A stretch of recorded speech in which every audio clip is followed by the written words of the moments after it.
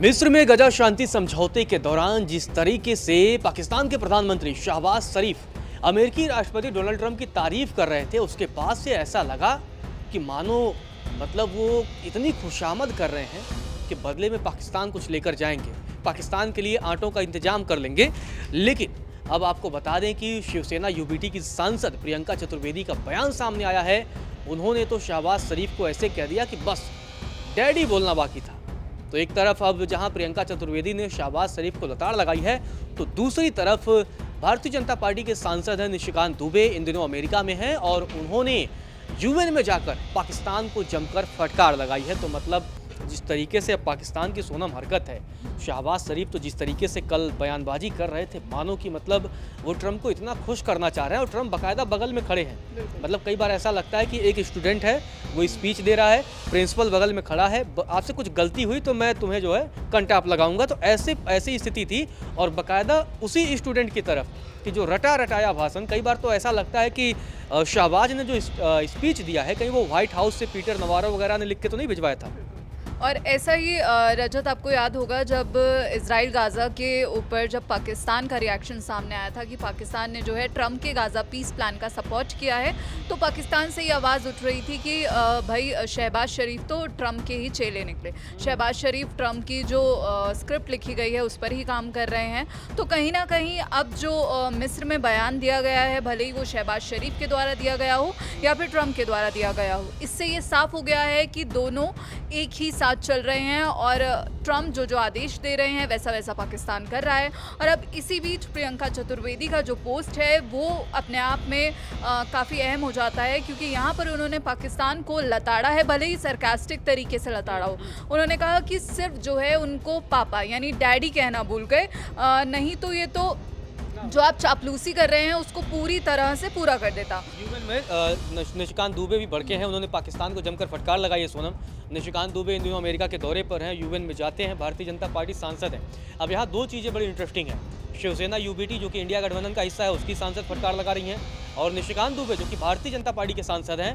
तो यहाँ विपक्षी दल भी मिलकर सत्ता पक्ष के साथ पाकिस्तान को धो रहे हैं। बिल्कुल। और हमने देखा था कि ऑपरेशन सिंदूर के दौरान ओवैसी ने भी जमकर आवाज़ उठाई थी, जमकर पाकिस्तान को लताड़ा था। तो अब कहीं ना कहीं जो है पॉलिटिकल रिएक्शन सामने आ रहे हैं और भारत सरकार तो अपने तरीके से पाकिस्तान को मुंह तोड़ जवाब दे ही रही है। और भारत अमेरिका टैरिफ तनाव के बीच अमेरिका के सामने भी डटकर खड़ा है भारत। वहीं अब यूएनजीए में बीजेपी सांसद हैं निशिकांत दुबे, उन्होंने कहा कि पाकिस्तान जो है बाल एवं सशस्त्र संघर्ष एजेंडे का सबसे बड़ा वायलेटर है, यानी कि सबसे गंभीर उल्लंघन बना हुआ है। उन्होंने कहा कि जो पाकिस्तान की सीमा पार आतंकवाद, गोलीबारी और जो हमले हो रहे हैं उनकी भूमिका को वहां पर उन्होंने यूएनजीए में उजागर किया।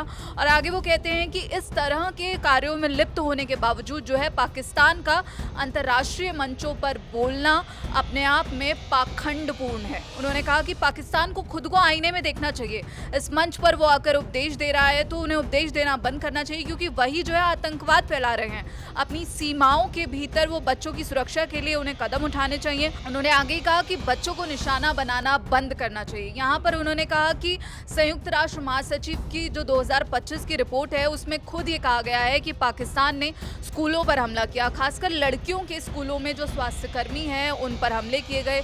अफगानिस्तान सीमा पर हुई घटनाओं का भी इसमें जो है पूरी तरह दिया गया। बिल्कुल, जिस तरीके से पाकिस्तान, क्योंकि वो मानवाधिकारों की बात करता है, आतंकवाद की बात करता है, लेकिन अपने ही देश में वहाँ की सरकार की स्थिति किसी आतंकवादी संगठन के जैसा हो गया है कि वो बच्चों पर, महिलाओं पर लगातार अत्याचार करता रहता है। हाँ, और उन्होंने अभी रजत यहाँ पे पाकिस्तान और अफगानिस्तान भी अब आमने सामने है, युद्ध की स्थिति बनी हुई है। और ट्रंप ने तो ये तक कह दिया कि मैं एक और युद्ध सुलझाने के लिए हाजिर हूँ, मैं दोबारा से एक और युद्ध सुलझा लूँगा क्योंकि मैं इसमें एक्सपर्ट हूँ।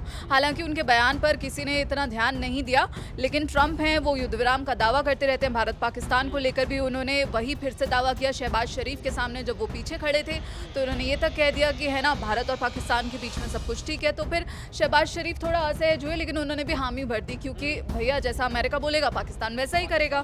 फिर आगे निशिकांत दुबे ने यहाँ पर पाकिस्तान को लताड़ लगाते हुए ये भी कहा कि पाकिस्तान की ओर से जो गोलीबारी की जा रही है, जो हवाई हमले किए जा रहे हैं, वो सीधे तौर पर अफगान बच्चों की जो हत्या है और उनकी जो अपंगता है उसके लिए जिम्मेदार थे। यहाँ पर उन्होंने कहा ऑपरेशन सिंदूर के दौरान भारत ने पाकिस्तान और जो पाकिस्तान के कब्जे वाले कश्मीर में आतंकवादी शिविरों पर हमले किए, कई आतंकवादियों को मारा और एक संतुलित प्रक्रिया में जो है भारत ने ऑपरेशन सिंदूर के तहत सर्जिकल स्ट्राइक कर टेररिज्म के खिलाफ अपने लोगों की रक्षा करने और उनके अपराधियों को न्याय के कटघरे में लाने के लिए अपने वैध अधिकारों का प्रयोग किया है। उन्होंने कहा इसके विपरीत जो पाकिस्तान है उसने जानबूझकर हमारे सीमावर्ती गांवों पर हमला किया, उन्हें निशाना बनाया, जिसके कारण बच्चों समेत कई नागरिकों की जान गई है। तो यहाँ पर पाकिस्तान को सीधा सीधा UNGA में अब भारत की तरफ से आईना दिखाया गया, क्योंकि पाकिस्तान को आईना दिखाना बहुत ज़रूरी हो जाता है। और जब भी संयुक्त राष्ट्र के मंच पर भारत जाता है तो पाकिस्तान की बखिया उधेड़ देता है, क्योंकि पाकिस्तान सीमा पार से लगातार आतंक की फैक्ट्री बन चुका है। वो आतंकवादी एक्सपोर्ट करता है। जैसे भारत मिशन मंगल पे जाता है, अंतरिक्ष में भारत जाता है, तो पाकिस्तान के जीवन का एकमात्र उद्देश्य यही है कि वो सीमा पार आतंकियों को भेजता रहे। और अब निशिकांत दुबे ने जमकर फटकार लगाई है। भले ही अमेरिका की गोद में ट्रंप की गोद में जाकर शहबाज शरीफ बैठे हुए नजर आ रहे हैं, खुशामद करते हुए नजर आ रहे हैं, लेकिन भारत ने सीधे तौर पर कह दिया है कि आप आतंकवाद को बंद करिए और सीमा पार से आतंकवाद को फैलाना बंद करिए।